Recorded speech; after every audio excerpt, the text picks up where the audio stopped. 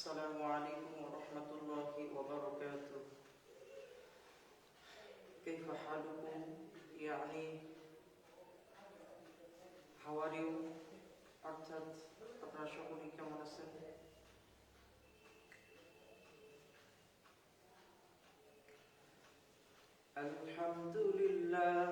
আলহামদুলিল্লাহিল আকরাম الذي خلق الإنسان وكرم وعلمه من البيان ما لم يعلم والصلاة والسلام على سيد المرسلين والمبعوث رحمة للعالمين الذي أوتي جوامع الكلم وكرائم الحكم ومكارم الشيم وعلى أصحابه الذين ضحوا أنفسهم وبذلوا جهودهم لإعلاء كلمات الله في آفاق العالمين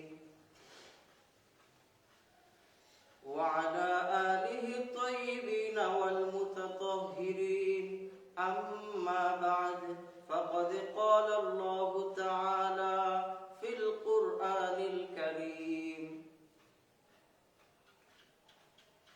أعوذ بالله من الشيطان الرجيم بسم الله الرحمن الرحيم تولج الليل في النهار وتولج النهار في الليل وتخرج الحي من الميت وتخرج الميت من الحي وفي القرآن الكريم ما لهذا الكتاب لا يغادر صغيرا ولا كبيرا إلا أحصاها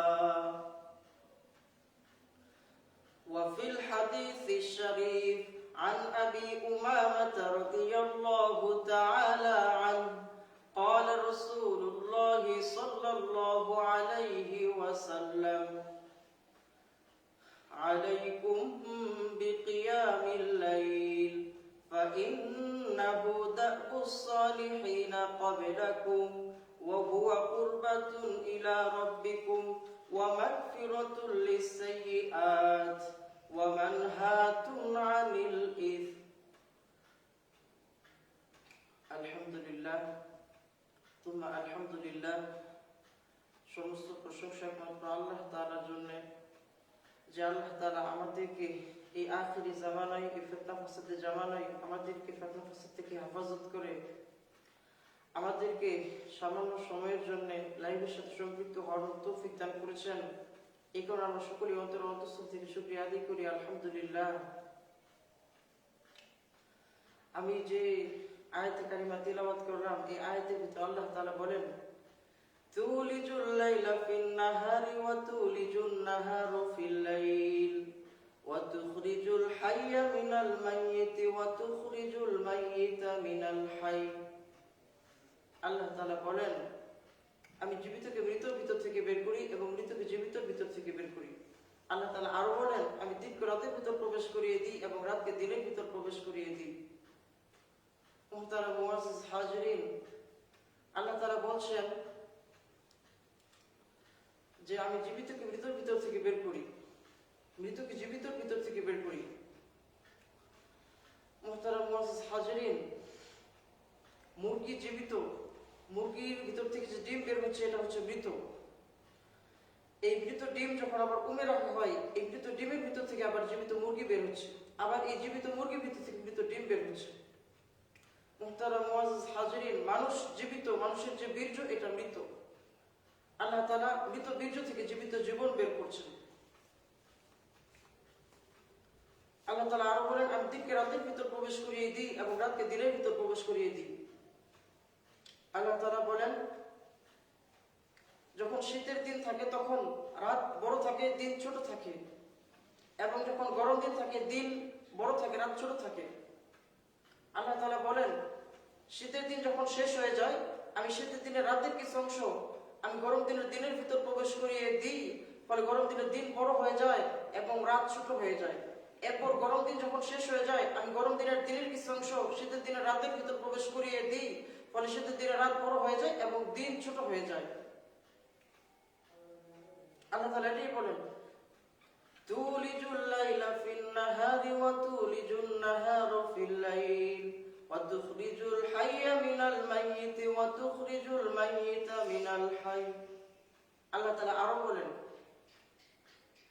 মা লি হাযাল কিতাব লা ইউগাদিরু সগীরা ওয়ালা কাবীরা ইল্লা আহসাহা। মুহতারাম মুআজ্জিজ হাজিরিন, যখন সমস্ত ইনসান অর্থাৎ সমস্ত মানুষের যখন ইন্তেকাল হয়ে যাবে, যখন পৃথিবী ধ্বংস হয়ে যাবে, যখন কিয়ামত কায়েম হবে, তখন আল্লাহ তাআলা প্রতিটা ইনসানের হাতে, প্রতিটা মানুষের হাতে একটি করে কিতাব হাতে তুলে দিবেন। প্রতিটা ইনসানের হাতে আল্লাহ তাআলা একটি করে কিতাব তুলে দিবেন।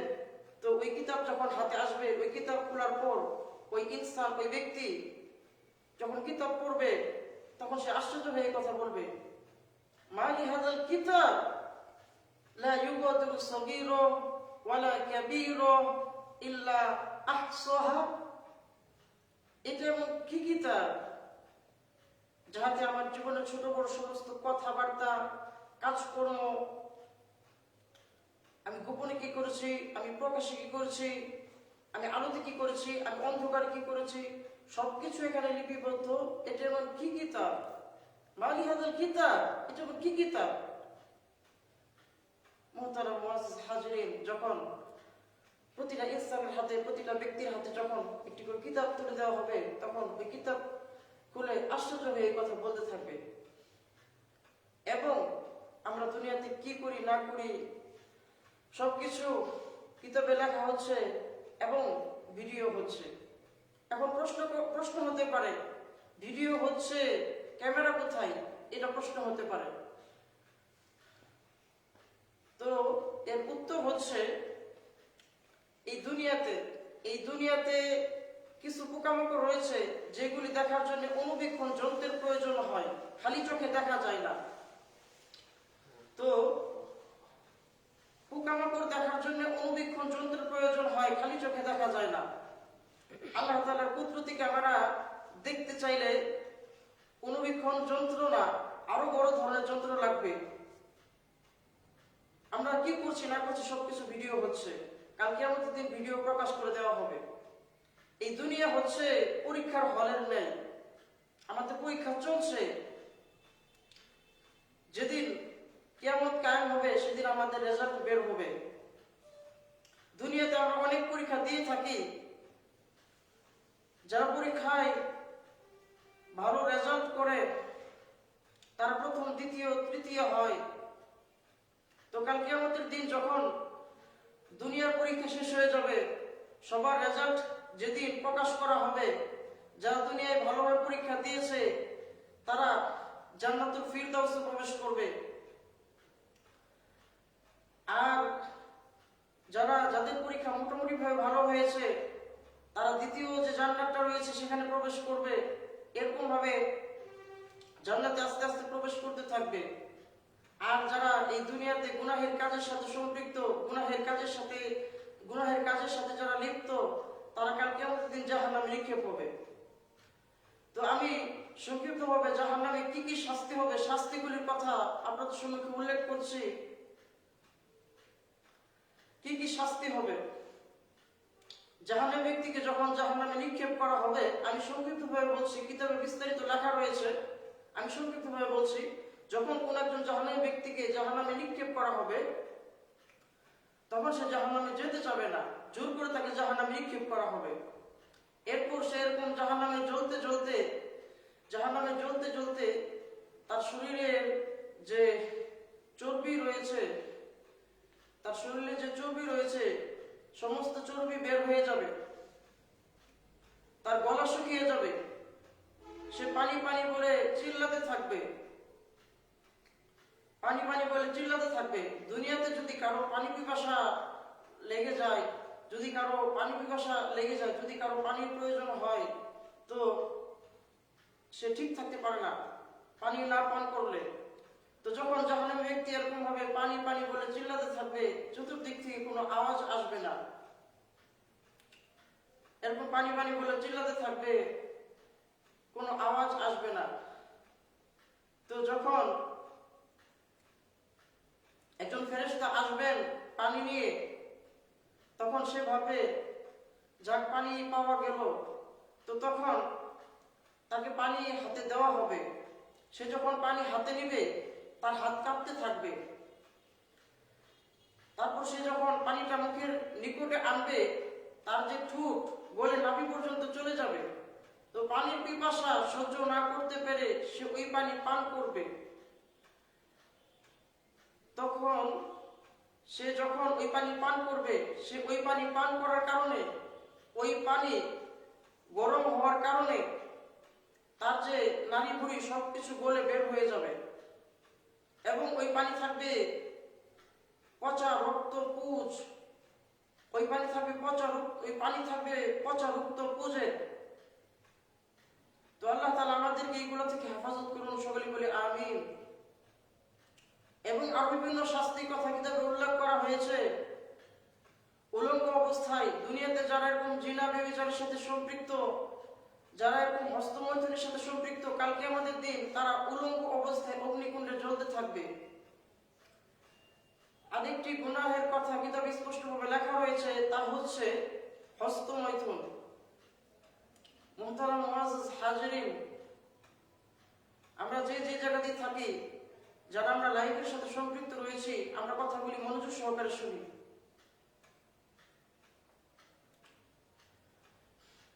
যখন একজন ছেলে অথবা মেয়ে যখন সাবালিগে পরিণত হয়, তখন তার ভিতর একটা খায়সাত জাগে। তো খায়সাত জাগলেও আল্লাহ তাআলাকে ভয় করতে হবে, আল্লাহ তাআলার হুকুম আহকাম মানতে হবে। তো কিতাবে লেখা রয়েছে যে যখন একজন পুরুষের অথবা একজন মহিলার খায়সাত জাগবে, তখন সে যদি অবিবাহিত হয়ে থাকে, তখন সে তার খায়সাত মেটানোর জন্য, সে তার খায়সাত পুরা করার জন্য সে হস্তমৈথুন করে থাকে।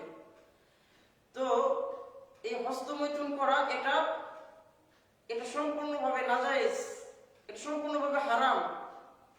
যারা এই হস্তমৈথুনের সাথে সম্পৃক্ত রয়েছে তারা তওবা করি এবং এই হস্তমৈথুন থেকে বিরত থাকি। যে সমস্ত ভাইরা এই হস্তমৈথুনের সাথে সম্পৃক্ত রয়েছে, এই হস্তমৈথুন থেকে বিরত থাকি এবং তওবা ইস্তিগফার করি।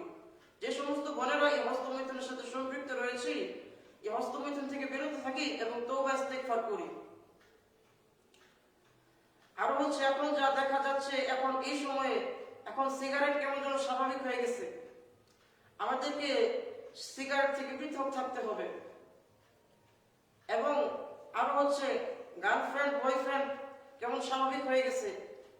মুহতারাম হাজিরিন, এগুলো করা যাবে না, আল্লাহ তাআলা নিষেধ করেছেন।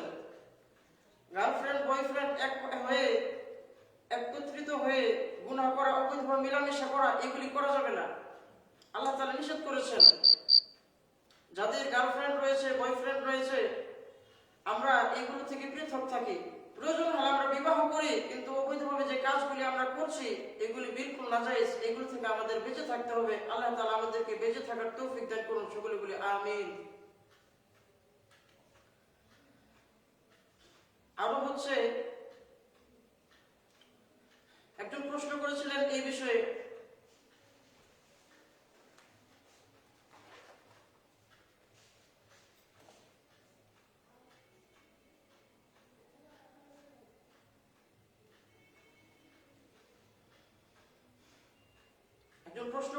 এই হস্তমৈথুনের বিষয়ে, এই হস্তমৈথুন করা কি বৈধ না অবৈধ? এই হস্তমৈথুন বিলকুল অবৈধ, এই হস্তমৈথুন বিলকুল নাজায়েজ, এই হস্তমৈথুন থেকে বেঁচে থাকতে হবে। আরেকজন একটি প্রশ্ন করেছিলেন যে আজকে যখন আমরা তালিমে বসি, তালিমে এই প্রশ্ন উত্তর চলে গিয়েছে। একজন মেয়ে যখন বিবাহ হবে, আজকে আমাদের তালিমেও এই প্রশ্নের উত্তর চলে গিয়েছে।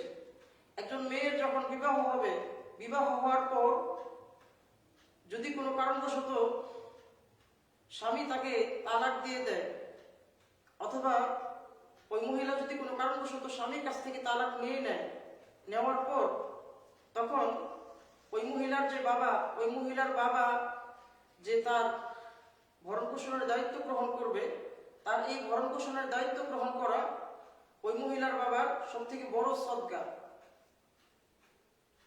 যারা আমরা এই পজিশনে রয়েছি, যাদের মেয়েরা এখন নিজের ঘরে, আমরা তাদের ভরণ পোষণের দায়িত্ব গ্রহণ করি, আমাদের জন্য সব থেকে উত্তম সদকা এটাই, নিজের মেয়ের ভরণ পোষণের দায়িত্ব নেওয়া।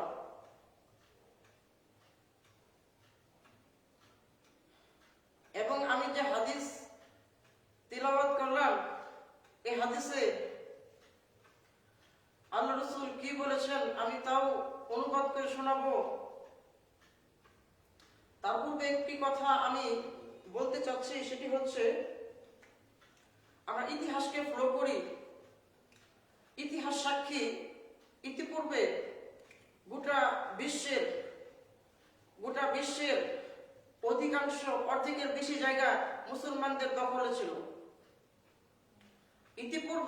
ইতিহাস সাক্ষী, ইতিপূর্বে গোটা বিশ্বের আন্তর্জাতিক ভাষা ছিল আরবি।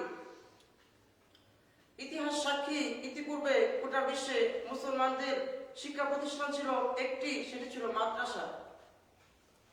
এখন কথা হচ্ছে যে মাদ্রাসা, এই মাদ্রাসার আবিধানিক অর্থ আমরা অনেকেই জানি না। আমি কত সংক্ষিপ্তভাবে বলছি।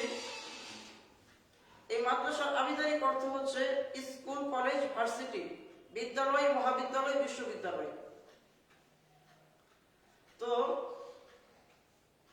মুসলমানরা হচ্ছে সাদা সিধা, মুসলমানরা হচ্ছে সহজ সরল। তো ইতিপূর্বে মুসলমানদের হাতে গোটা বিশ্বের ক্ষমতা ছিল, ইতিপূর্বে মুসলমানদের দখলে গোটা বিশ্বের অর্ধেকের বেশি জায়গা ছিল মুসলমানদের দখলে।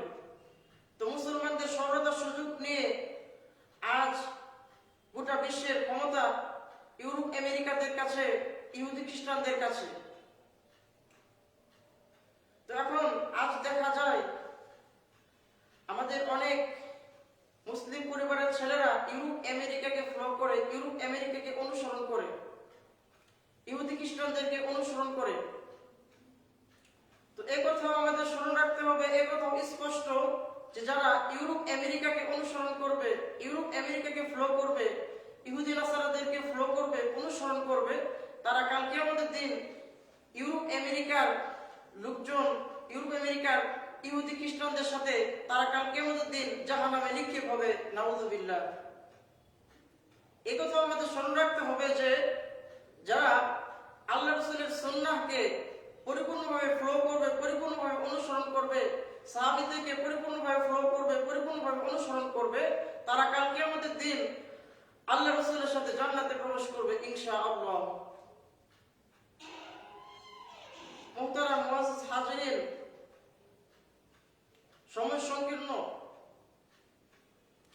আমরা যে কথাগুলি শুনলাম, আল্লাহ তাআলা আমাদেরকে উক্ত কথাগুলির উপর আমল করার তৌফিক দান করুন, সকলে বলে আমিন।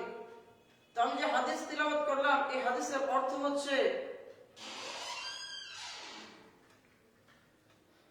عن أبي أمامة رضي الله تعالى عنه قال رسول الله صلى الله عليه وسلم عليكم بقيام الليل فإنه دأب الصالحين قبلكم وهو قربة إلى ربكم ومغفرة للسيئات ومنهاة عن الإثم رواه الترمذي। হযরত আবু উমামা রাদিয়াল্লাহু তাআলা আনহু থেকে বর্ণিত, তিনি বলেন হযরত রাসূল মাকবুল সাল্লাল্লাহু আলাইহি ওয়াসাল্লাম ইরশাদ করেন, তোমরা তাহাজ্জুদের নামাজ পড়ো। অর্থাৎ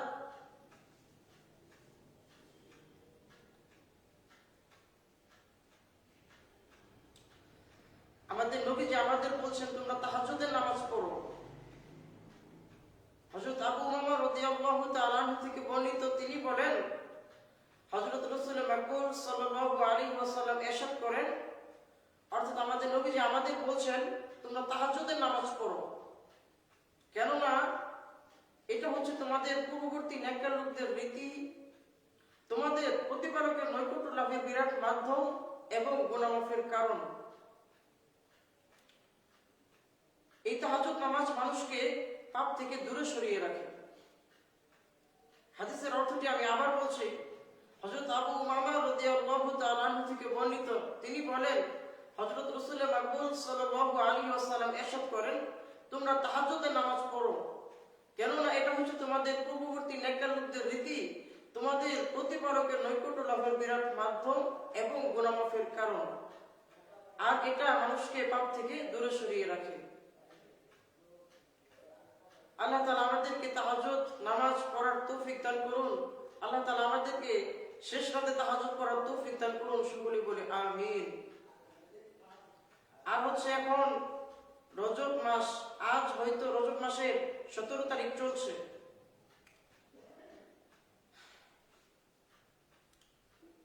যখন রজব মাস চলে আসতো তখন আল্লাহ রাসূল এবং সাহাবীরা রমজানের প্রস্তুতি গ্রহণ করতেন।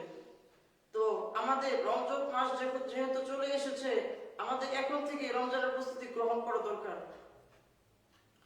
আর হচ্ছে রজব মাসে সাহাবীরা এই দোয়াটি পাঠ করতেন, আল্লাহুম্মা বারিক লানা ফি রজব ওয়া শাবান ওয়া বাল্লিগনা রমাদান, আল্লাহুম্মা বারিক লানা ফি রজব ওয়া শাবান ওয়া বাল্লিগনা রমাদান। তো আমরা এই দোয়াটি রমজান আসার পূর্ব মুহূর্ত পর্যন্ত এই দোয়াটি আমরা পাঠ করতে থাকি। যাদের মুখস্থ রয়েছে আমরা এই দোয়াটি পাঠ করতে থাকি, আর যাদের মুখস্থ নেই এখনো আমরা অতি শীঘ্র এই দোয়াটি শিখে এই দোয়াটি রমজানের পূর্ব মুহূর্ত পর্যন্ত এই দোয়াটি পাঠ করতে থাকি। মুহতারাম মুআজ্জাজ হাজিরিন, আমরা যারা লাইভের সাথে সম্পৃক্ত রয়েছি, আমরা তো অনেকেই যে কথাগুলি বলা হলো এই বিষয়ে আমরা অনেকে অবগত রয়েছি। এখন কথা হচ্ছে যে জানার নাম কামিয়াবি নয়, মানার নাম হচ্ছে কামিয়াবি। তো এখন আমরা অনেকেই যে কথাগুলি বলা হলো এই বিষয়ে আমরা অনেকে অবগত রয়েছি। তো এখন যে কথাগুলি বলা হলো, আল্লাহ তাআলা আমাদেরকে এই কথাগুলির উপর আমল করার তৌফিক দান করুন, সকলে বলি আমিন। এবং যদি মুখ ফসকে কোনো ভুল কথা বের হয়ে থাকে, আল্লাহ তাআলা আমাদেরকে তা থেকে হেফাজত করুন, সকলে বলি আমিন। ওয়া আখিরি দাওয়ানা আলহামদুলিল্লাহি রাব্বিল আলামিন। আসসালামু আলাইকুম ওয়া রাহমাতুল্লাহি ওয়া বারাকাতুহু।